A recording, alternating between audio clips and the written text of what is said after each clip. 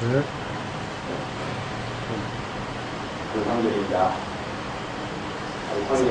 nahmaduhu wa nasta'inuhu wa nastaghfiruhu wa nu'minu bihi wa natawakkal alayhi wa na'udzu billahi min shururi anfusina wa min sayyiati a'malina man yahdihillahu fala mudilla lahu wa man yudlil fala hadiya lahu nashhadu an la ilaha illallah wa nashhadu anna muhammadan abduhu wa rasuluhu amma ba'd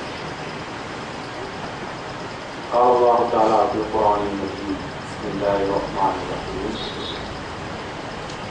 يا أيها الذين آمنوا إذا نودي للصلاة من يوم الجمعة فاسعوا إلى ذكر الله وذروا البيع ذلكم خير لكم إن كنتم تعلمون اللهم صل على محمد وعلى آل محمد كما صليت على إبراهيم وعلى آل إبراهيم إنك حميد مجيد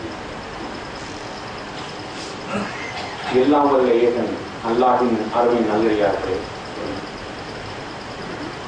வல்ல ரஹ்மான் அவனை வணங்கி வழிபடுவதற்காக இந்த ஜும்மாவுடைய வணக்கத்தினுடைய ஆரம்ப நேரத்திலேயே நம்மை இங்கே ஒன்று சேர்த்திருக்கிறார். அதற்காக நாம் அவனுக்கு நன்றி செலுத்திய வண்ணமாக ஜும்மா என்பது என்ன, ஜும்மா என்கக்கூடிய சமுதாயம் என்பதை சமுதாயம் எந்த அளவுக்கு வைத்திருக்கிறது என்பதை பற்றிய ஒரு ஆய்வாகவே இந்த ஜும்மாவை இன்ஷா அல்லாஹ் அமைத்துக் கொள்ளும். அன்பானவர்களே, அல்லாஹ் தஆலா திருமறை குர்ஆனின் 114 அத்தியாயங்களை அறிவித்து செய்திருக்கிறார். அந்த 114 அத்தியாயங்களில் 62வது அத்தியாயம் தான் யௌமுல் ஜும்மா, வெள்ளிக்கிழமை என்கிற ஒரு அத்தியாயத்தை அல்லாஹ் இறக்கி இருக்கிறார். வெள்ளிக்கிழமை என்கக்கூடிய இந்த ஜும்மா என்கக்கூடிய அத்தியாயத்துக்கு முதல் அத்தியாயம் அஸ்ஸஃப், அணிவகுப்பு. அணிவகுப்புக்கு அடுத்தது யௌமுல் ஜும்மா, வெள்ளிக்கிழமை என்கிற அத்தியாயம். அந்த அணிவகுப்பு அத்தியாயத்தில் அல்லாஹ் சொல்லி காண்பிக்கின்ற பொழுது இன்னல்லாஹ யுஹிப்புல்லதீன யுகாத்திலூன ஃபீ ஸபீலில்லாஹி ஸஃபன் கஅன்னஹும் புன்யானுன் மர்சூஸ். அல்லாஹ்வுடைய பாதையில் போரிடக்கூடிய உயிர் பொருள் ஆகிய அத்தையும் தத்தம் செய்யக்கூடிய இறை உணர்வுக்கு அடியார்கள் போர்க்களங்களிலே ஜிஹாதுகளில் இருக்கும்போது முன்னணிகளில் இருப்பார்கள் அல்லாஹ் சொல்லி காண்பிக்கிறார். அவர்களை பற்றி சொல்கின்ற பொழுது, புகழ்ந்து சொல்கின்ற பொழுது, எந்நிலையிலும் புறமுதுகு காட்டி ஓடிவிட மாட்டார்கள் என்று அல்லாஹ் அவர்களை பெருமையாக சொல்கிறார்.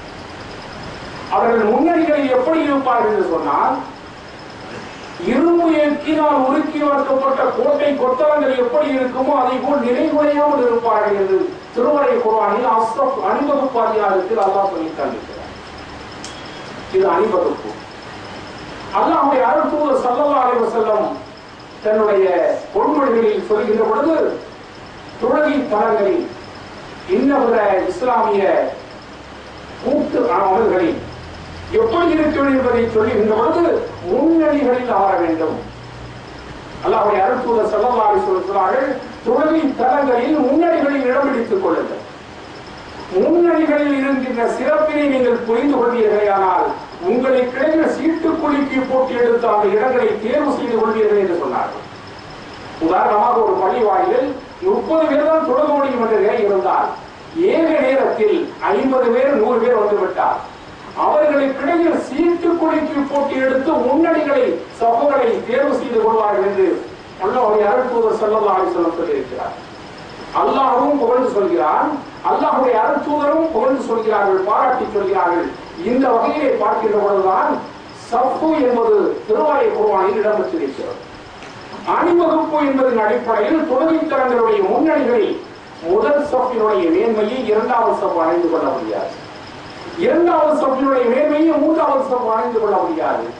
மூன்றாவது சஃப்பினுடைய அணியினுடைய மேன்மையை நான்காவது அணி அமை பெற்றுக் கொள்ள முடியாது. எனவேதான் சஃப்புகளை அணிவகுத்துக் கொள்ளுங்கள் என்று சொல்லப்பட்டிருக்கிறது. சிலர் வருவார்கள், அல்லாஹ்வுடைய அருள்தூதர் ஸல்லல்லாஹு அலைஹி வஸல்லம் சொன்னார்கள், ஜும்மாவிற்காக சிலர் வருவார்கள், காலம் தாக்கி வருவார்கள். ஆனால் அவர்கள் சபையினுடைய முன்னணிகளில் இடம் பிடிப்பதற்காக சபையை தாண்டிக் கொண்டும் எரித்துக் கொண்டும் கவட்டிக் கொண்டு வருவார்கள். இத்தகையோருக்கு கடின தண்டனை உண்டு என்று அல்லாஹ்வுடைய அருள்தூதர் ஸல்லல்லாஹு அலைஹி வஸல்லம் சொன்னார். எனவேதான் எங்கு இடம் இருக்கிறதோ அங்கு அமர்ந்து கொள்ள வேண்டும். எங்கு யாருக்கு எங்கு இட வசதிகள் இருக்கிறதோ அங்கு அமர்ந்து கொள்ள வேண்டும். அதுதான் நம்முடைய சமுதாயத்தினுடைய நிலைப்பாடு. ஃபர்ஸ்ட் பிரெஃபரன்ஸ் என்று சொல்லப்படக்கூடிய ஆங்கிலத்திலே யார் முன்னிலையில் வருகிறார்களோ அவர்களுக்கு முன்னுரிமை. those who come first he gets first preference என்று சொல்வதை போல முன்னணியில் வந்தவர்களுக்கு முதலில் வந்தவர்களுக்கு முன்னுரிமை வழங்கப்படுகின்ற மனித மாண்பு தத்துவங்களை சொல்லி காண்பதுதான் இஸ்லாமிய அடிப்படை தத்துவமாக இருக்கிறது. அந்த வகையில் தான் சப்புகளை நாம் அனுபவித்துக் கொள்ள வேண்டும். இதில் இன்னொரு விதிவிலக்கு இருக்கிறது. உடல் அங்கீகரிக்கப்பட்டவர்கள், உடல் நிறையில் கோளாறுடையவர்கள், இளைஞர்களாக கூட இருக்கலாம். ஆனால் அவர்கள் உடல் நீதியை பாதிக்கப்பட்டிருந்தால் அவர்கள் அந்த சுவர் ஓரங்களையே சாய்ந்து கொள்ளலாம், அவர்கள் தூண்களையே சாய்ந்து கொள்ளலாம். அவர் 25 வயதுடைய இளைஞராக இருந்தாலும் அவருக்கு அந்த நிலைப்பாடு உண்டு. ஆனால் பொதுவாக இந்த தமிழகத்துடைய பள்ளிவாய்களை பார்க்கின்ற பொழுது இளைய சமுதாயம், வருங்காலத்துடைய வாழ்வுதார்களுக்கெல்லாம் பொறுப்பேற்க வேண்டிய இளைய சமுதாயம் இன்றைக்கு 25 வயதிலேயே மூலையிலே உடல்கின்ற காட்சிகளை பார்த்துக் கொண்டிருக்கிறோம். பொதுவாக பார்த்து பல பள்ளிவாய்களை பார்க்கலாம். எங்கு காற்றாடி சுழன்று கொண்டிருக்கிறதோ, எங்கே தூங்குரங்கள் சுவரங்கள் இருக்கின்றனவோ அதை தேடி பிடித்து அடையக்கூடிய நிலைப்பாட்டை நம்முடைய இளைஞர்கள் இன்றைக்கு பெற்றிருக்கிறார். ஆனால் அவர்கள் அங்கீகரிக்கப்பட்டிருந்தால், ஹேண்டிகேப் என்று சொல்லப்படக்கூடிய மாற்றுத்திறனாளிகளாக இருந்தால் அவர்கள் அதை பெற்றுக் கொள்ளலாம், அதிலே தவறில்லை. ஆனால் இன்றைக்கு நம்முடைய சமுதாயம் வீதியிலே இறங்கி போராடி கொண்டிருக்கிறது. நம்முடைய சமுதாயம் பல அரசியல் அமைப்புகள் இயக்கங்கள் போராடி கொண்டிருக்கின்றன. எங்களுக்கு இடஒதுக்கீடு தேவை. எங்கு தேவை? அரசியல் அதிகாரத்தில், வேலை வாய்ப்பு, கல்வியில் எங்களுக்கு இடஒதுக்கீடு தேவை. நம்முடைய நியாயமான கோரிக்கை, இதிலே மாற்று கருத்து இல்லை. ஆனால் அல்லாஹ்வுடைய ஆலயங்களில் இன்றைக்கு அந்த இடஒதுக்கீடுகளை நாம் பூர்த்தி செய்வதில்லை. அல்லாஹ்வுடைய அருட்தூதர் ஸல்லல்லாஹு அலைஹி வஸல்லம் சொன்னார்களே, யார் முன்னணிகளுடைய சிறப்புகளை பெற்றுக் கொண்டார்களோ, தெரிந்து கொண்டார்களோ, நீங்கள் சீட்டு குலுக்கி போட்டு எடுத்தால் அந்த அணிகளை தேர்ந்தெடுத்துக் கொள் என்று சொன்னார்களோ. இதில் நம்முடைய சமுதாயத்திற்கு பின்னணியில் இருக்கிறது. அரசியல் அதிகாரத்தில், வாழ்வுரிமைகளை பெற்றுக் கொள்வதில், வேலை வாய்ப்பில், கல்வியில் இன்றைக்கு வீதியிலே இறங்கி போராடுகின்ற நம்முடைய சமுதாயம் அல்லாஹ்வுடைய ஆலயத்தில் இன்றைக்கு பின்னணிகளில் இருப்பதை காண்கிறோம், பொதுவாக காண்கிறோம். ஆனால் நம்முடைய நிலைப்பாடுகளை பார்க்க வேண்டும். உலகத்திலே சட்டமன்றங்கள் இருக்கின்றன, நகராட்சி மன்றங்கள் இருக்கின்றன, பாராளுமன்றங்கள் இருக்கின்றன. இங்கெல்லாம் சட்டங்கள் இயற்றப்படும், தீர்மானங்கள் போடப்படும். அந்த சட்டங்களும் தீர்மானங்களும் ஒன்று நிறைவேறலாம் அல்லது நிறைவேறாமல் ஆகிவிடலாம். ஆனால் அல்லாஹ்வுடைய ஆலயங்களில் இறைவனுக்கு முன்னாலே அடியாக 2 ரக்காத்கள் தொழுதுவிட்டு அவரிடத்திலே கையேந்தி விட்டார். நியாயமான நேர்மையான அந்த மனிதர்களுடைய கோரிக்கையை நான் வெறுங்கையாக விடுவதற்கு வெட்கப்படுகிறேன் என்று அல்லாஹ்வுடைய அருட்தூதர் ஸல்லல்லாஹு அலைஹி வஸல்லம் அல்லாஹ் அறிவிப்பதாக இருக்கிறார். எந்த மனிதன் தன்னுடைய நியாயமான நேர்மையான கோரிக்கைகளை என்னை தொழுது வழங்கிவிட்டு எனக்கு முன்னால் ஏந்தப்பட்ட அந்த கைகளை நான் வெறுங்கையாக விடுவதற்கு வெட்கப்படுகிறேன் என்று சொன்னார்களே, அது ஒரே ஒரு திருத்தலம் தான், அல்லாஹ்வுடைய ஆலயம் தான். அந்த ஆலயத்தில் தான் இன்றைக்கு நம்முடைய சமுதாயம் பிற்போக்குத்தனமாக இருக்கிறார். சாதாரணமாக இந்த ஜும்மாவை எடுத்துக்கொண்டால் ஊர் உலகெங்கிலும் ஜும்மாக்கு எல்லா இடங்களிலும் நடந்து கொண்டிருக்கின்றன. அவை ஜும்மாவா அல்லது சும்மாவா நினைக்கக்கூடிய நிலைக்கு நம்முடைய சமுதாயம் நடந்து கொண்டிருக்கிறது. இமாம் மிம்பரிலிருந்து இறங்கக்கூடிய நேரத்தில் அல்லது தொழுகை வைக்கக்கூடிய நேரத்தில் அல்லது ஒரு ரக்காத்து முடிந்துவிட்ட நேரத்தில் இறுதியில் அத்தகைய நேரத்திலே கூட வந்து சேரக்கூடிய நம்முடைய சமுதாய மக்களை பார்த்துக் கொண்டிருக்கிறது. அல்லாஹ் திருமறை குர்ஆனிலே 62வது அத்தியாயம் யௌமுல் ஜும்ஆ, வெள்ளிக்கிழமை என்கூடிய ஒரு அத்தியாயத்தை அருள் செய்து சொல்கிறார். யா அய்யுஹல்லதீன ஆமனூ இதா நூதிய லிஸ்ஸலாத்தி மின் யௌமில் ஜும்ஆத்தி ஃபஸ்அவு இலா திக்ரில்லாஹி வதல் பை. நன்னம்பிக்கை கொண்ட நல்லடியார்களே, வெள்ளிக்கிழமை தினத்தன்று வாங்க சொல்லி அறைகோல் விடுத்து விட்டால் அல்லாஹ்வின் நினைவு கூறுவதற்காக உங்களுடைய ஆலயங்களை நோக்கி விரைந்து சென்று விடுங்கள். உங்களுடைய கொள்வினை கொடுப்பினைகளை அத்தனையும் மூடி முத்திரையிட்டு விடுங்கள் என்று திருமறை குர்ஆனில் அல்லாஹ் சொல்லி காண்பித்து விட்டு சொல்கிறார். அறிவுடைய மக்களாக இருந்தால், நீங்கள் சிந்திக்கும் ஆற்றலை பெற்றவர்களாக இருந்தால், இதுதான் மிகப்பெரிய ஒரு படிப்பினை இருக்கிறது என்பதை நீங்கள் தெரிந்து கொள்வீர்கள் அல்லாஹ் சொல்லி காட்டுகிறார். ஜும்மாவிற்கு அந்த 62வது அத்தியாயத்திலே 9வது வசனத்தில் இதை அல்லாஹ் சொல்லி காட்டுகிறார். விரைந்து வந்து விடுங்கள். யார் யாருக்கெல்லாம் சொல்கிறான், யார் யாரெல்லாம் எப்படிப்பட்ட சாம்ராஜ்ய சக்கரவர்த்திகளாக இருந்தாலும் சரி, ஆட்சி பொறுப்பிலே நீதிமன்றங்களாக இருந்தாலும் சரி, அவர்கள் அத்தனை பேருக்கும் முறை சட்டம் தான். சாமானியனுக்கும் சக்கரவர்த்திக்கும் ஒரே சட்டம் தான். நீதிமானாக இருந்தாலும் சாமானிய மனிதராக இருந்தாலும் ஒரே தத்துவம் தான். இங்கே சொல்லப்பட்டிருக்கிறது, நான் அரசு கட்டிலே ஆட்சி செலுத்திக் கொண்டிருக்கிறேன் என்பதற்காக இறுதி நேரத்தில் வருவதை இஸ்லாம் ஏற்றுக்கொள்வது. இறுதி நேரத்தில் வந்து சக்கரவர்த்தியானாலும் முதல்நிலையிலே முதல் சொல்லிலே எனக்கு இடம் வேண்டும் என்று சொல்வதற்கு அவனுக்கு அதிகாரம் இல்லை. எங்கு இடம் இருக்கிறதோ அவன் சொல்லுகிறது. இந்த நிலையில் தான் நாம் அந்த சப்புகளை தேர்ந்தெடுத்துக் கொள்ள வேண்டும். அதை ஒரு வணக்கமாக்கிறது இஸ்லாம். சப்புகள் அணிவகுப்புகள் கூட வணக்கமாக்கப்பட்டிருக்கின்றன. இது இஸ்லாமிய ஒழுங்குமுறையை தத்துவமாக்கப்பட்டிருக்கின்றது. இந்த ஜும்மாவைத்தான் இந்த சமுதாயம் இன்றைக்கு எப்படிதான் நினைத்திருக்கிறார்கள் என்று பார்க்கின்ற போதுதான் இந்த ஜும்மாவுடைய வசனம் என்ன சொல்கிறது? பாங்கு சொல்லப்பட்டு விட்டார், உங்கள் அத்தனை அலுவலர்களையும் விட்டு மூடி முத்திரையிட்டு விடுங்கள் என்று சொல்லப்படக்கூடிய இந்த தத்துவத்தை இன்றைக்கு எப்படி புரிந்து வைத்திருக்கிறார்? பெரும்பாலான நம்முடைய சமுதாய மக்கள் அவரவர்களுடைய வேலை வாய்ப்புகளில் முங்கி மூடிக் கொண்டிருக்கிறார். அவருடைய தொழில்துறைகளில் ஈடுபட்டுக் கொண்டிருக்கிறார்கள். ஒரு ஜும்மா, அந்த ஜும்மா முடிந்துவிட்டு சென்னையில் பிரபலமான அந்த வீதியில், பிரபலமான அந்த கடைத்தெருவின் வீதியில் நடந்து சென்றுவிட்டு ஜும்மா தொழுகையை முடித்து விட்டு வருகிறேன். பிரமாண்டமான அடுக்குமாடி அந்த மாளிகையிலே வியாபாரம் வளர்ந்து கொண்டிருக்கிறது. அது இஸ்லாமியருக்கு சொந்தமான கட்டிடம். அங்கே உள்ளே நுழைந்து அது ரமதானுடைய மாதம். அங்கே எனக்கு தேவையானவர்களை கொள்முதல் செய்வதற்காக உள்ளே செல்கின்ற பொழுது பல நூற்றுக்கணக்கான இஸ்லாமிய இளைஞர்கள் பணிபுரிந்து கொண்டிருக்கிறார். ஜும்மாவுடைய நாள். அந்த இளைஞர்களை பார்த்து நான் கேட்டேன், இன்றைக்கு என்ன கிழமை? வெள்ளிக்கிழமை. ஜும்மா தொழக வேண்டும் என்ற உணவுகளோடு நீங்கள் அங்கே வந்திருக்கிறீர்களா என்று கேட்கின்ற பொழுது, எங்களுடைய முதலாளி, நாங்கள் மொத்தம் இந்த கடையில் 140 பணியாளர்கள் முஸ்லிம்கள் மட்டும் இருக்கிறோம். 70 பேரை எங்களுடைய முதலாளி ஜும்மாவுக்கு அனுப்பி வைத்து விட்டார். அடுத்த 70 பேருக்கு அடுத்த ஜும்மா ஷிப்ட் வரையிலே எங்களுடைய முதலாளி எங்களுக்கு இடஒதுக்கி தந்திருக்கிறார்கள் சொல்லி வேதனையோடு தங்களை விண்ணி சொல்கிறார்கள். வேதனையை வெளிப்படுத்தி காட்டினார். நான் அவரிடத்திலே பணிவாக சொன்னேன், முதலாளி என்று சொல்லக்கூடிய அத்தனையும் முதலாளிகானம் தான் படைத்தவன் அல்லாஹ் இருக்கிறார். பரவான தொழுகையை நீ தொழுகக்கூடாது, உனக்கு ஷிப்ட் இருக்கிறது சொன்னால் அந்த கடையில் பணிபுரிவதற்கு நாம் லாயக்கற்றவர். முதலாளியும் லாயக்கற்றவர், நாமும் லாயக்கற்றவர், தகுதியற்றவர். அவர் ஒரு சுண்ணத்தான தொழிலை விட்டுவிடு என்று சொன்னாலும் கூட நாம் இங்கே இருந்து பணிபுரிந்து கொண்டிருக்கலாம். ஆனால் கடமையாக்கப்பட்ட பௌர்ண ஜும்மாவுடைய தொழுகையை இந்த வாரம் இல்லை, அடுத்த வாரம் தான் தொழுக வேண்டும் என்று ஷிப்ட் வைக்கிறான் என்று சொன்னால் இவன் என்ன முதலாளி? அடுக்கு மாடிகளில் இருக்கலாம், கோடான கோடி ஐஸ்வர்ய செல்வங்களுக்கு சொந்தக்காரனாக இருக்கலாம், காரோட்டங்களும் தேரோட்டங்களும் ஓடிக்கொண்டிருக்கலாம். இத்தனை கோடான கோடி செல்வ சீவனாக இருக்கிறான் என்பதற்காக அவனுக்கு கட்டுப்பட வேண்டும் என்பது இல்லை. இந்த முதலாளி ஒரு காலத்தில் எப்படி இருந்தவன், எப்படியெல்லாம் நினைவுடையவர்கள் என்று எண்ணி பார்க்க வேண்டும். அந்த முதலாளிக்கு உதாரணமாக 50 வயது என்று சொன்னால் 51 ஆண்டுகளுக்கு முன்னால் இந்த உலகத்தில் அந்த மனிதன் இல்லை. அந்த மனிதன் இந்த உலகத்திலே பிறந்து வருகிறான்.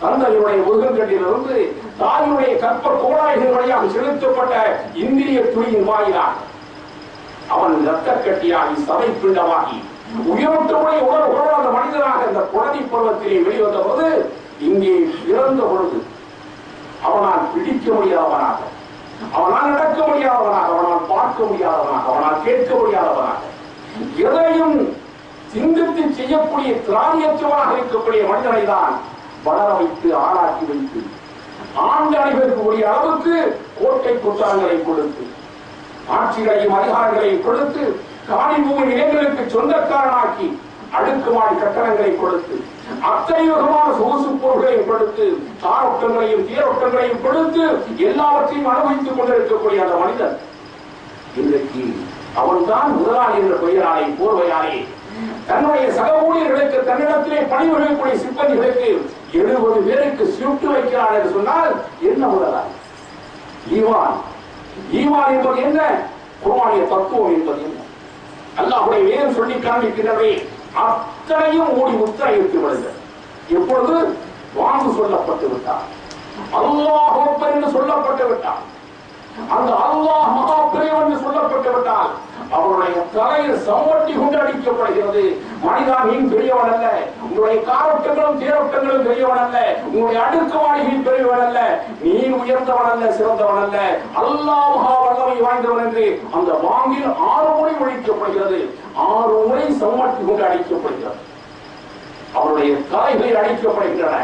அதை உணராத மனிதனாக இருக்கிறான். அவன்தான் இந்த இளைஞர்களுக்கு ஷிப்ட் வைக்கிறார். இந்த வாரம் 70 பேர், அடுத்த வாரம் 70 பேர் என்று சொல்கிறான். சொன்னால் ஈமானிய உணர்வோற்றவர்களை உள்ளங்களிலே அவருடைய கடைகளிலே பரக்கத்து பொங்கி முடியும் என்பதற்காக சர்வமும் சம்மதம் என்று சொல்வதைப் போல எவ்வளவும் சம்மதம் என்ற அடிப்படையிலே சில அறிவியலர்கள் அழிவெளிகள் அவருடைய கல்லாப்பொட்டிகளுக்கு பக்கத்திலே எல்லா முத வழிபாட்டு படங்களையும் உருவங்களை வைத்திருக்கிறார். காபத்துல்லாவும் இருக்கும், பக்கத்திலே இயேசுநாதர் இருப்பார், பக்கத்திலே பிள்ளையாரும் இருப்பார். எவ்வளவும் சம்மதம். ஈமானிய உணர்வுகள் வாழ வேண்டும் என்ற சமுதாயத்துடைய முதலாளிகள் இன்றைக்கு இந்த அளவுக்கு தரம் தாழ்ந்து போகிறார் என்று சொன்னால் குர்ஆனிய தத்துவங்களுடைய இதயங்களிலே இடிக்கப்படவில்லை என்பதுதான் நாம் இதை புரிந்து கொள்ள வேண்டும். இதனால் எவ்வளவு விளைவுகள் என்ன, எத்தனை விளைவுகளை இந்த சமுதாயம் சிந்தித்துக் கொண்டிருக்கிறது. ஜும்மாவுடைய நேரத்தில் இது போன்ற மிக மோசமான சூழல்களை கொண்டிருக்கின்றன. ஆனால் சமுதாயத்துடைய மறுவாழ்வுகள் எப்படி இருக்கின்றன? ஆனால் எங்கெங்கெல்லாம் முன்னுரிமைகள் குறைக்கப்படுகின்றன. சாதாரணமாக எடுத்துக் கொள்ளலாம். ரேஷன் கடைகளில் கூப்பன் பொருட்களை வாங்குவதற்காக அரசாங்கம் தந்திருக்கக்கூடிய அரிசி, கோதுமை, சீனி, மண்ணெண்ணெய், இன்னும் இது போன்ற பொருட்களை வாங்குவதற்காக சென்னை, மதுரை, திருச்சி போன்ற பெருநகர பட்டணங்களை பார்க்க முடியும். அவன் 9 மணிக்கு கடை திறக்கிறான் என்று சொன்னால் 7 மணி முதல் ஆண்களும் பெண்களும் தன்னுடைய கை குழந்தைகளோடு அணிவகுத்திருக்கிற வரிசைகளை காண முடிகிறது. இங்கே காண முடிகிறது பெருநகர பட்டணங்களில். நம்முடைய சமுதாயத்து பெண்களையும் பார்க்க முடிகிறது, ஆண்களையும் பார்க்க முடிகிறது. காரணம், அரிசி கிடைக்கிறது, சர்க்கரை கிடைக்கிறது, கோதுமை கிடைக்கிறது, மண்ணெண்ணெய் கிடைக்கிறது. இந்த பொருளை பெறுவதற்காக நீண்ட வரிசையில் நம்முடைய சமுதாயம் 2 மணி நேரங்களுக்கு முன்பாக காத்திருக்கிறார்கள். இது சர்வசாதாரணமாக இன்றைக்கு பார்த்துக் கொண்டிருக்கிறது. உலகாய் செல்வங்களுடைய வேண்டியவர்களுக்கு புரிகின்ற காரணத்தாலே அங்கே கூட்டம் நிரம்பி வழி கொண்டிருக்கிறது. இன்னும் இது போன்ற நிலைகளை பார்க்கலாம். பேருந்து தடங்களிலே நாம் பயணிக்க வேண்டும் என்று சொன்னார் சில நாட்களுக்கு முன்னால், பல நாட்களுக்கு முன்னால் முன்பதிவுகள் செய்யப்படுகின்றன. Advance reservation. அதுபோலவே ரயில் வண்டி தடங்களிலே நாம் பயணிக்க வேண்டும் என்று சொன்னால் அங்கும் அட்வான்ஸ் ரிசர்வேஷன், முன்பதிவுகள் செய்யப்படுகின்றன. காரணம், இருக்கையும் படுக்கையும் கிடைக்க வேண்டும் என்பதற்காக, நம்முடைய பயணம் சொகுசாக அமைய வேண்டும் என்பதற்காக முன்பதிவுகள் சில மாதங்களுக்கு முன்பாக செய்யப்படுகின்றன. ஆகாய விமானங்களிலே பறக்க வேண்டும் என்று சொன்னால் பல மாதங்களுக்கு முன்னால் முன்பதிவுகள் செய்யப்படுகின்றன. இதோ இன்னும் சில நாட்கள் ஏப்ரல் மாதம் வருகிறது என்று சொன்னார் பள்ளிகளுக்கு, பள்ளி பிள்ளைகளுக்கு பள்ளிக்கூடம் திறக்கக்கூடிய நாள் வந்துவிடும். அப்படிப்பட்ட நாள் வருகிறதற்கு முன்பாகவே ஜூன் மாதம் பள்ளிக்கூடம் திறக்கிறார்கள் என்று சொன்னால் அவர்கள் வீட்டு பிள்ளைகளை எல்கேஜியிலே பிள்ளைகளை சேர்ப்பதற்காக 6 மாதங்களுக்கு முன்பாக கான்வென்ட் பள்ளிகளிலே கிறிஸ்துவர்கள் நடத்தக்கூடிய, ஏழை அந்நிய சமுதாய மக்கள் நடத்தக்கூடிய அந்த பள்ளி தளங்களிலே நம்முடைய வீட்டு பிள்ளைகள், பிஞ்சு குழந்தைகளை சேர்ப்பதற்காக 6 மாதங்களுக்கு முன்பாக முன்பதிவுகள் செய்யப்படுகின்றன. வெறும் முன்பதிவுகள் மட்டுமல்ல, 25,000, 30,000, 50,000 கையூட்டுகளாக, நன்கொடைகளாக கொடுத்துவிட்டோம். என்னுடைய உறவுக்காரர்கள் அப்படி செய்தார்கள். சென்னை அங்கே ஆங்கில கல்வி கிடைத்துவிட வேண்டும் என்பதற்காக முன்கூட்டியே பதிவு செய்து கொண்டு காத்திருக்கிறார்கள். காத்திருப்போர் பட்டியலை காத்துக் கொண்டிருக்கிறார்கள். காரணம், பிஞ்சு குழந்தைக்கு கல்வி கிடைக்க வேண்டும், ஆங்கில கல்வி கிடைக்க வேண்டும். கல்வியை பெறுவதிலே எந்த சந்தேகம் இல்லை, அதை தவறென்று சொல்லவில்லை. ஆனால் இந்த சமுதாயம் எங்கெங்கோ காத்து கிடக்கின்றன. ஆனால் ஜும்மாவை சும்மா வைத்துக் கொண்டிருக்கிறது. இதைத்தான் ஒப்புமைகள் செய்து கொண்டிருக்கிறது. ரேஷன் கடைகளிலே குழுமி வருகின்ற கூட்டம், புகைவண்டி தடங்களிலே, பேருந்து நிலையங்களிலே, ஆகா விமானங்களிலே முன்பதிவுகள் செய்வதற்காக நீண்ட வரிசைகளிலே காத்திருக்கின்ற கூட்டம், எத்தனை பள்ளிக்கூடங்களுக்கு முன்னால் காத்திருக்கின்ற கூட்டம். இவைகளுக்கெல்லாம் முன்னோர்கள் கொடுக்கக்கூடிய இந்த சமுதாய மக்கள் ஜும்மாவிற்கு மாத்திரம் பின்னுரிமைகளை தங்கி கிடைக்கிறார்கள். பல ஊர்களில் பார்க்கிறோம். அதுவும் அந்த ஊர்களில் நடக்கக்கூடிய ஜும்மாக்கு நபி வழிகளாக அழைக்கின்றனர். கதைகளும் கப்சாக்களும் தட்டவிட்டு விடப்படுகின்றன. ஏதோ அங்கே சொல்லப்படுகின்றன, இவர்கள் நீட்டி முழங்கி ஓதுகின்ற காரணத்தால் அவர்கள் நீண்ட நெடில் தூக்கங்களில் ஆழ்ந்து விடுகிறார்கள். இது சர்வசாதாரணமாக பார்க்க முடியும். பல ஊர்களில் ஹதீஸ்களை ஆய்வு செய்து குர்ஆனிய தத்துவங்களை இந்த சமுதாயம் பெற வேண்டிய நிலைகளுக்கு கொண்டு வர வேண்டிய இந்த சமுதாய மக்களை ஆட்படுத்த வேண்டிய இந்த சமுதாய ஆய்வு பெருமக்கள் கூட கட்டுக்கதைகளை கப்சாக்களை கட்டமைத்துக் கொண்டிருக்கிறார்கள் என்பதைத்தான் நிதர்சனமாக கண்டுகொள்ள வேண்டியிருக்கிறோம். இந்த நிலைகளை எல்லாம் மாற்றக்கூடிய ஒரு அருமையான ஒரு வாய்ப்பு தான் அதுவும் நமக்கு கிடைத்திருக்கக்கூடிய இந்த ஜும்மாவுடைய வாய்ப்பு குர்ஆன் ஹதீஸுடைய அடிப்படை, நபி வழி தத்துவத்தினுடைய அடிப்படை. நாம் இங்கே இந்த ஜும்மாக்களை முன்னெடுத்து வைக்கிறோம் என்று சொன்னால் இந்த சமுதாயத்திற்கு கிடைத்திருக்கக்கூடிய அலைப்பரிய ஒரு பாட்டு. ஏனைய சமுதாய மக்கள் எல்லாம் போர்வையாலை பொங்கி பொழுங்கக்கூடிய அளவுக்கு நம்முடைய ஜும்மாக்கு கிடைத்திருக்கக்கூடிய ஒரு நல்ல வாய்ப்பை பார்த்து அவர்கள் பொங்கி போராமைப்படுகிறார். எதற்காக? வேண்டுமென்று அல்ல, ஆனால் அண்மையில் உண்மையில் அமைந்துவிட்ட இந்த காரணத்திற்காக. இஸ்லாமிய சமுதாயத்திற்கு வாரத்திலே ஒரு நாள் அந்த சமுதாய மக்கள் எல்லாம் ஊர் உலகத்திலே இருக்கக்கூடிய பட்டி தொட்டி எங்கும் ஜும்மா என்ற பெயராலே தட்டி எழுப்பி கொண்டு வந்து வைத்து அணி திர வைத்து விடுகிறார்கள். இந்த சமுதாயத்திற்கு கிடைத்திருக்கிற அகப்பெரிய வாய்ப்பு என்று அரசியல் பெரியவர்கள் எல்லாம் பிரபுகள் எல்லாம் நம்முடைய சமுதாயத்திற்கு கிடைத்திருக்கக்கூடிய இந்த வாய்ப்பை பற்றி பெருமிதமாக சொல்லி காட்டுகிறார்கள். இன்னொரு வகையிலே போராமையும் பட்டுக் கொண்டிருக்கிறார். ஏனைய சமுதாய மக்களை இந்த கட்டளையில் ஒட்டமைத்து ஒருங்கு சேர்க்க முடியவில்லை என்று அவர்கள் புழங்கிக் கொண்டிருக்கக்கூடிய நிலையில் நம்முடைய சமுதாயத்திற்கு கிடைத்திருக்கக்கூடிய ஜும்மாவை நம்முடைய சமுதாயம் இன்றைக்கு வீணடித்துக் கொண்டிருக்கிறது.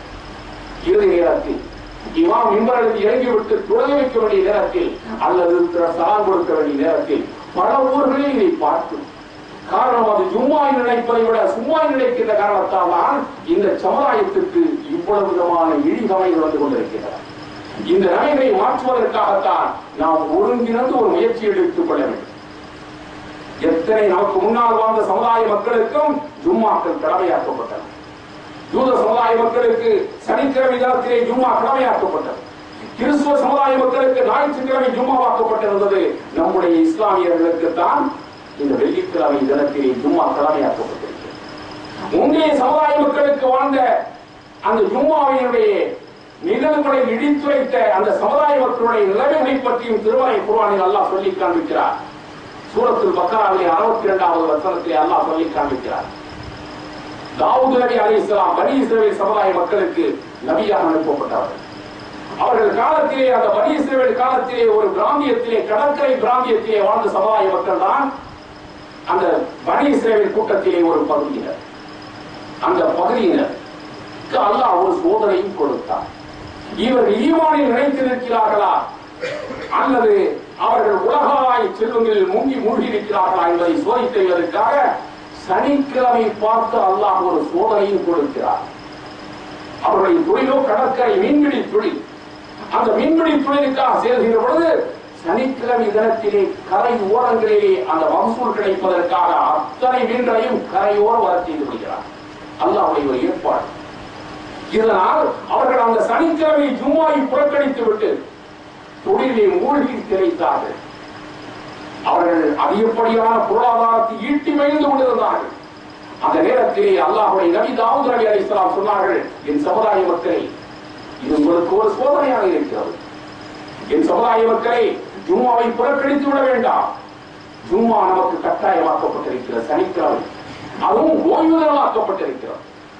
அந்த சனிக்கிழமை என்பது நம்முடைய சமுதாய மக்களுக்கு இன்றைக்கு வெள்ளிக்கிழமை ஜும்மா என்று சொன்னால் பாங்கு சொல்லப்பட்டு இமாம் தொழுகை சலாம் கொடுக்கின்ற வகையில் தான் கட்டாயமாக்கப்பட்டிருக்கிறது. ஆனால் நமக்கு முன்னால் வாழ்ந்த ஏழைய சமுதாய மக்களுக்கெல்லாம் சனிக்கிழமை ஓய்வு தினம். இன்றைக்கு எப்படி நம்முடைய அரசியல் அதிகாரத்தில் வாரத்திலே ஒரு நாள் லேபர் ஆக்ட் தொழிலாளர் நலச் சட்டம் என்று வைக்கப்பட்டது.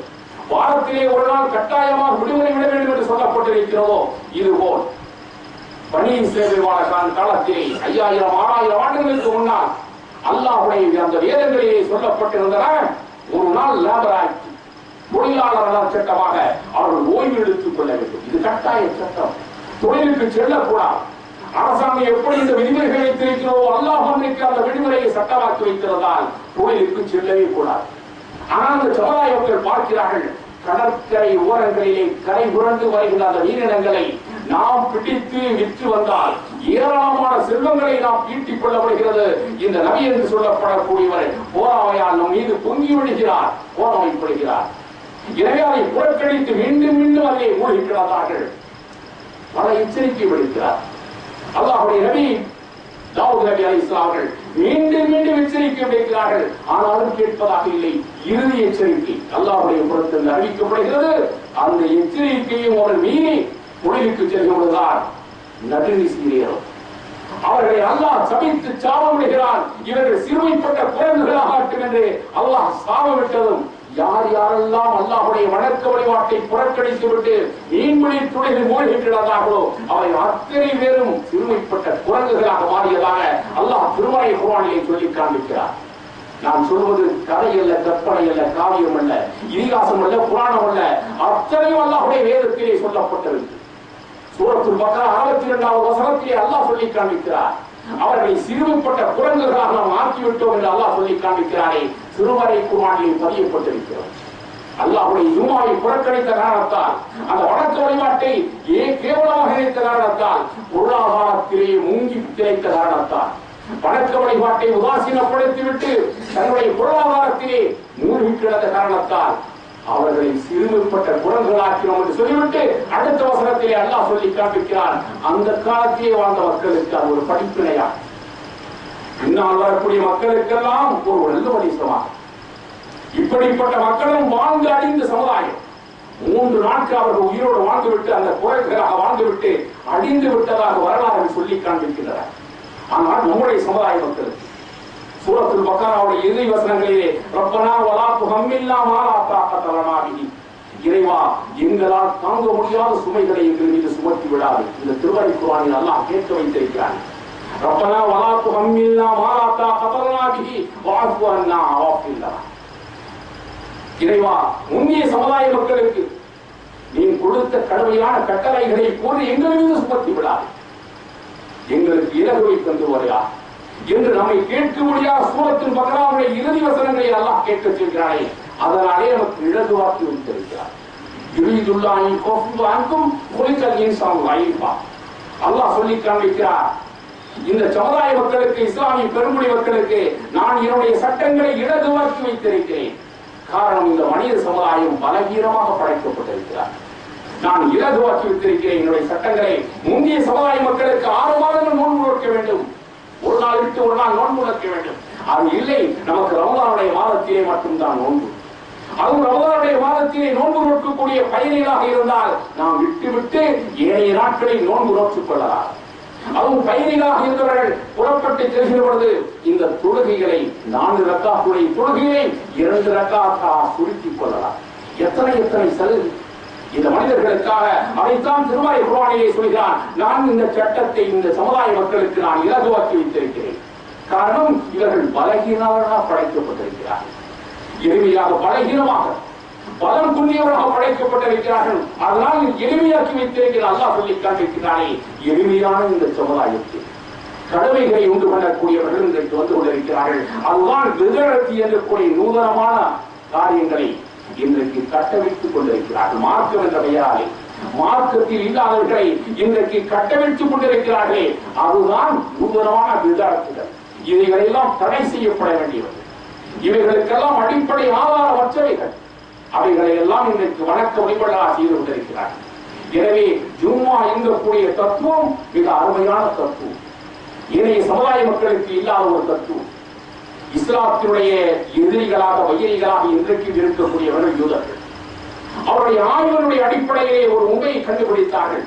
இஸ்லாமிய சமுதாயத்தை நம்மால் அழிக்கவும் முடியாது, ஆட்டவும் முடியாது, எதனையும் செய்ய முடியாது.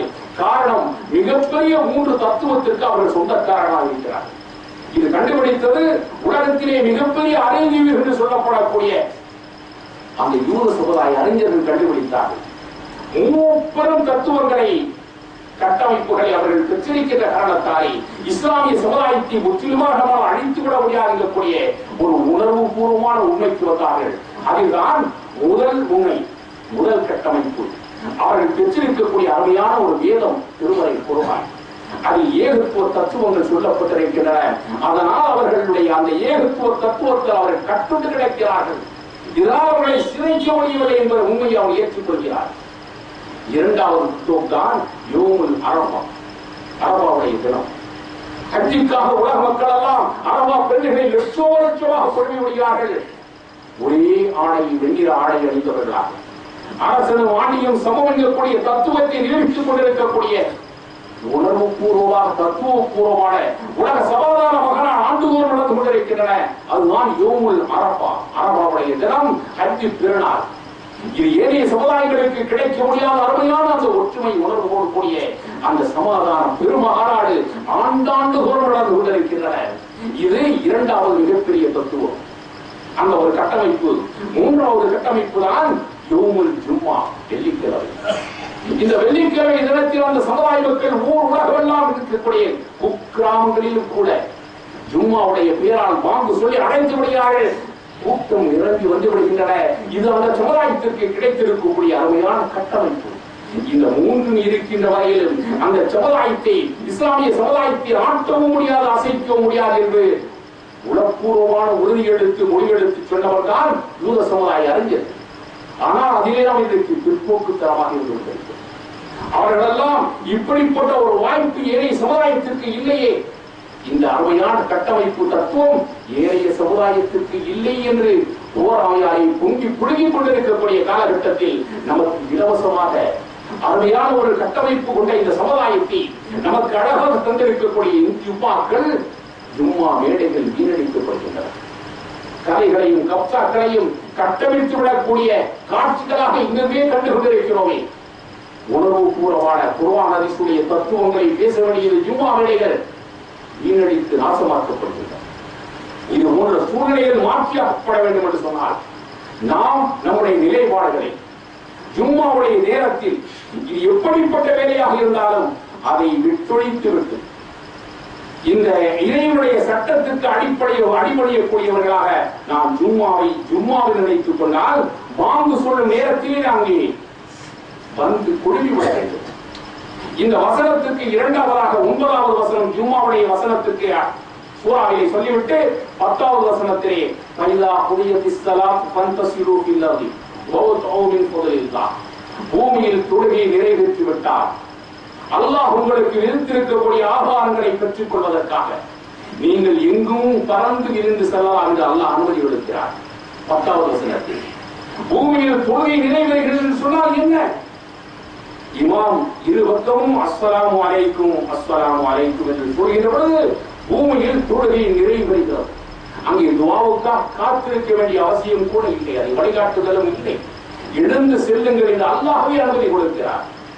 உங்களுக்காக அல்லாஹ் விதித்திருக்கக்கூடிய ஆதாரங்களை பெற்றுக் கொள்வதற்காக, உங்களுடைய அருளாதாரங்களை பெற்றுக் கொள்வதற்காக விரைந்தும் பறந்தும் செல்லுங்கள் என்று அல்லாஹ்வே அனுமதி கொடுக்கின்ற பொழுது அவன்தான் அரைகுவி அடைக்கிறான், வந்துவிடுங்கள் என்று அவன்தான் சொல்லுகிறான். அல்லாஹ்வுடைய அருளாதாரங்களை பெற்றுக் கொள்வதற்காக இருந்து புறப்பட்டு செல்லுங்கள் என்று சொல்கிறார். அதற்கு அடுத்த வசனத்தில் சொல்கிறான், எங்காவது ஒரு வேடிக்கையை கண்டால், ஒரு வினோதங்களை கண்டால், ஒரு வணிகத்தை கண்டால் அவர்களை உண்மை நின்ற வண்ணமாக உப்பா ஓத விட்டுவிட்டு அவர்கள் அதனை சென்று விடுகிறார்.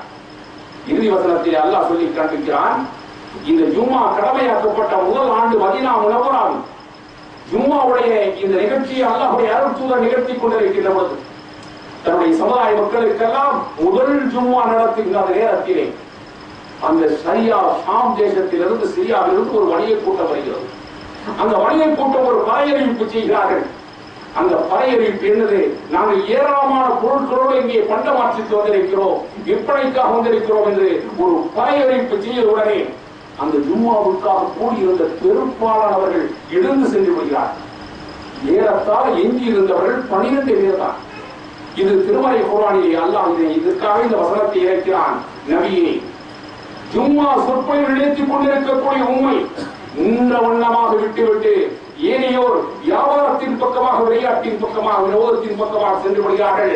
நபியே, நீங்கள் அவர்களுக்கு சொல்லுங்கள், அந்த வேடிக்கையில் இருப்பதை விட, வியாபாரத்தில் இருப்பதை விட, வணிகத்தில் இருப்பதை விட எல்லாவற்றையும் விட வேளான அந்த ஜும்மாவுடைய வணக்கத்தில் உங்களுக்கு மிகப்பெரிய ஒரு பாக்கியம் இருக்கிறது என்று சொல்லிவிட்டு முத்தாய்ப்பாக அந்த வசனத்தை முடிக்கிறார்.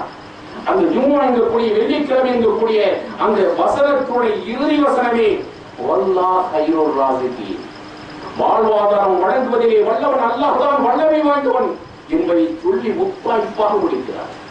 பல ஊர்களிலே இந்த ஜும்மாவுடைய வசனங்களை ஓதுவார்கள்.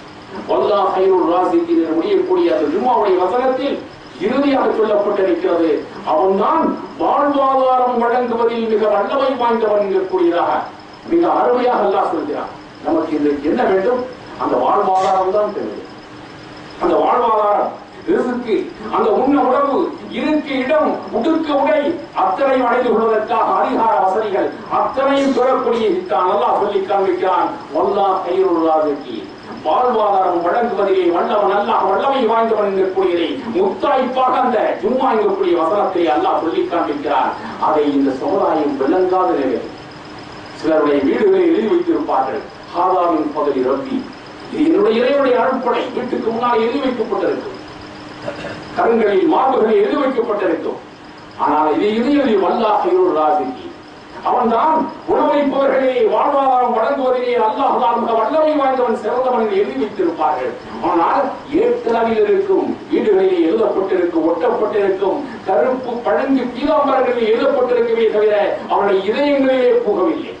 அதனால்தான் எந்தெந்த வீடுகளிலே வல்லாஹ் கைருர் ராஸிகீன் எழுதப்பட்டிருக்கிறதோ அந்த வீட்டு செல்வர்களே பின்னால் ஜும்மாவுடைய நேரத்தில் இறுதியிலே வந்து சேர்ந்து கொண்டிருக்கிறார்கள். பல ஊர் ஜும்மாக்களிலே நிதர்சனமாக காணப்படுகிறது. இந்த நிலைகள் மாற்றப்பட வேண்டும் என்று சொன்னால், ஜும்மாவாக சும்மா அல்லாமல் ஆக்கப்பட வேண்டும் என்று சொன்னால், உயிரோட்டமுடைய அல்லாஹ்வுடைய அருள் தூதர் காட்டிய வழிமுறைகளுடைய ஜும்மா நடக்க வேண்டும் என்று சொன்னால், குர்ஆன் ஹதீஸின் அடிப்படையில், சத்தியத்தின் அடிப்படையில் இந்த ஜும்மாக்களை அமைத்துக் கொள்வதற்காக உரிய நேரத்திலே வந்து உரிய நேரத்திலே செல்லக்கூடிய பெருமக்களாக நம் அனைவரையும் வல்லவன் அல்லாஹ் ஆக்கி அருள்வானாகவும் வாகிருந்தாவான்.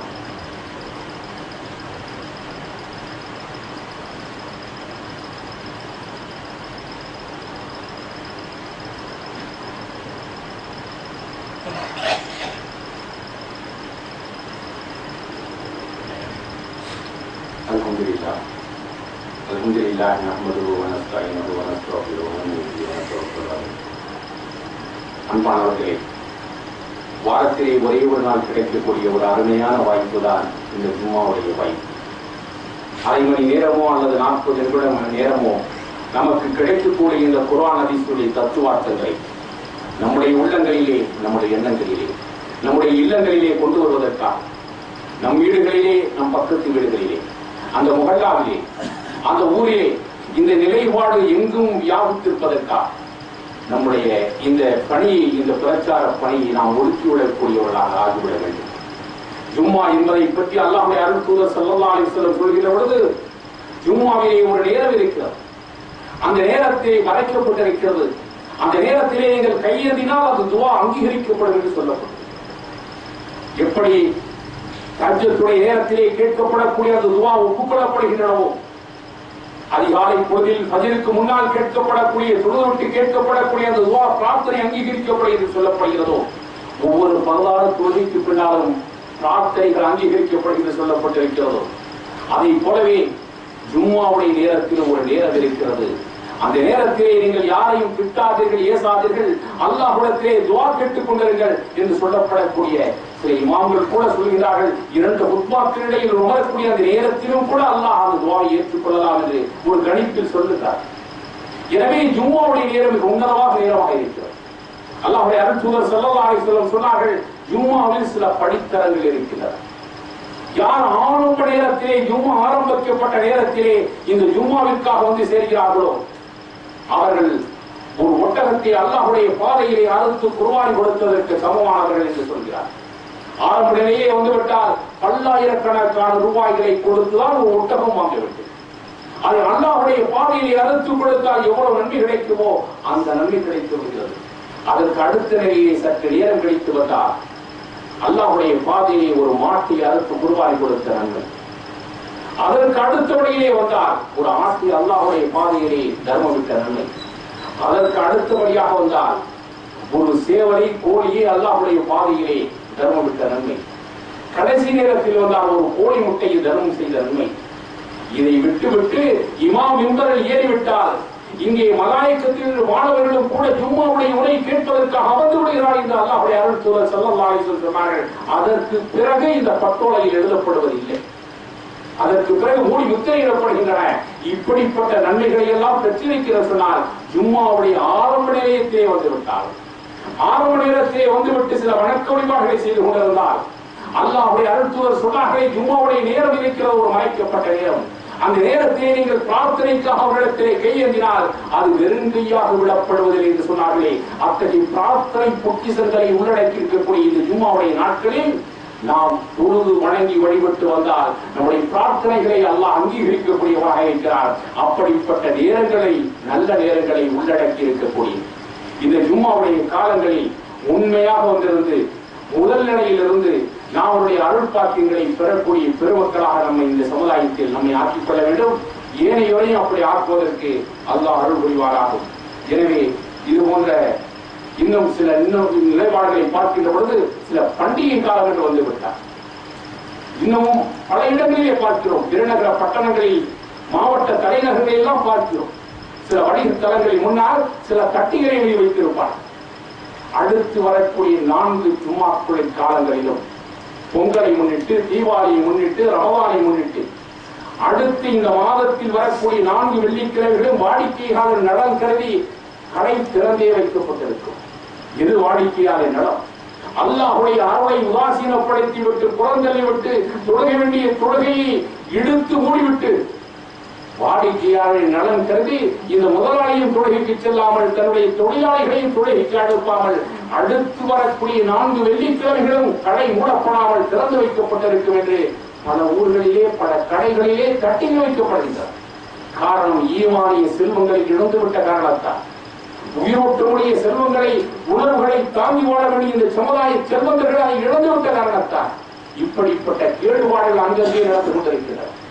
வீதிகளில் அரசியல் இருக்கின்ற ஊர்வலம் சொல்வார்கள்.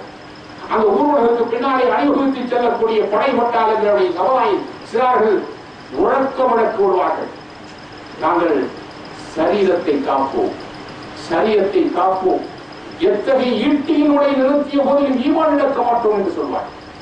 ஆனால் சின்னஞ்சிறிய இந்த காசுகளுக்காக, இந்த ஜும்மாவுடைய நேரத்திலே கிடைக்கக்கூடிய இந்த அற்பமான ஆதாயங்களுக்காக ஜும்மா தொழுகையை புறக்கணித்து விடுகிறார்கள். சரியத்தினுடைய உண்மையான கட்டமைப்பு கொண்ட இந்த ஜும்மாவுடைய வணக்கத்தை உதாசீனப்படுத்தி விடுகிறார்கள். ஆனால் ஊர்வலங்களில் செய்கின்ற பொழுது ஈட்டியினுடைய நிறுத்திய போதும் நாங்கள் ஈமான் இழக்க மாட்டோம் என்று வெற்று கோஷம் விடுகிறார்கள். பல கொள்கைகளை இழந்து விடுகிறார்கள். இதையெல்லாம் நாம் அங்கெங்கே கண்டு கொண்டிருக்கிறோம். இந்த நிலைப்பாடுகளை எல்லாம் நீக்கியாக வேண்டும். ஈமான் என்பது முதன்மையானது. இந்த தொழுகையாக சொல்லப்பட்டிருக்கக்கூடிய தொழுகையை பற்றி நாம் பலகீனமாக எத்தனையோ இடங்களிலே நாம் இதை உதாசீனப்படுத்தி விட்டு நாம் இதை இழந்து விட்டு இருக்கிறோம். ஆனால் வெற்று கோஷங்களை போட்டுக் கொண்டிருக்கிறோம். இவை அல்ல உண்மையான ஈமான் என்பது. அதற்கு சரியத்திலே சொல்லப்பட்டிருக்கக்கூடிய இவர்கள் எல்லாம், இந்த அரசியல்வாதிகள் எல்லாம் சரியத்தை காக்கவில்லை, தன்னுடைய சரீரத்தை காத்துக் கொண்டிருக்கிறார், தன்னுடைய உடல் ஆதாயங்களை காத்துக் கொண்டிருக்கிறார்கள். அவர்கள் இப்படிப்பட்டவர்கள் தான் இந்த சமுதாயத்துடைய இளைஞர்களை வழிநடத்திக் கொண்டிருக்கிறார். இந்த நிலைகள் எல்லாம் மாற்றியாக்கப்பட வேண்டும் சொன்னால் ஜும்மாவாக உயிரோட்டமுடைய உணர்வுகளை கொண்டவர்களாக, குர்ஆன் ஹதீஸுடைய தத்துவங்களை சொல்லக்கூடியதாக, இது போன்ற நபிவழி தத்துவங்களை எடுத்துச் சொல்லக்கூடிய நல்ல ஜும்மாக்களாக வர வேண்டும் என்று சொன்னால், ஜும்மா ஆரம்பிக்கப்படக்கூடிய அந்த நேரத்திலே வந்துவிட்டு ஜும்மா முடிந்த பிறகு ஆலோசனைகள் இருந்தால் ஆலோசனைகளை மேற்கொண்டு செய்யலாம், அல்லது தன்னுடைய தொழில்துறைகளுக்கு செல்லலாம் என்றுதான் ஷரியத் சட்டமைத்திருக்கிறது. அதுதான் வெள்ளிக்கிழமை அத்தியாயத்தை அல்லாஹ் சொல்லி வைத்திருக்கிறார். எனவே நம்முடைய ஜும்மாவுடைய வணக்கத்தை இது போன்ற சீரும் சிறப்புமான முறையில் அல்லாஹ்விடத்திலே கையேந்தி பெற்றுக் கொள்ளக்கூடிய அருமையான இந்த வணக்க வழிபாட்டை உரித்தாக்கிட்டுக் கொண்டிருக்கக்கூடிய இந்த ஜும்மாவில் எல்லா அருளாதாரங்களையும் பெற்றுக் கொள்ளக்கூடிய பெருமக்களாக நம் அனைவரையும் வல்லவன் அல்லாஹ் ஆக்கி அருள்வாராகவும். வாஹிரு தாவானா அனில் ஹம்துலில்லாஹி ரப்பில் ஆலமீன். அஸ்ஸலாமு அலைக்கும்.